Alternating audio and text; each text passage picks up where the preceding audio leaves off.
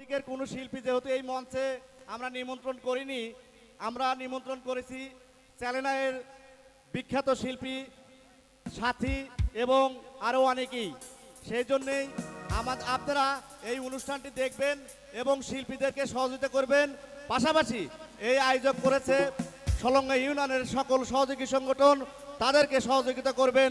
অবশ্যই শান্ত সৃষ্টতার মধ্য দিয়ে আজকের এই অনুষ্ঠানটি আমাদেরকে সহযোগিতা করবেন। আমি উপস্থাপক হিসাবে আমি সবুর ভাইকে এই মাইক্রোফোনটি তুলে দিচ্ছি।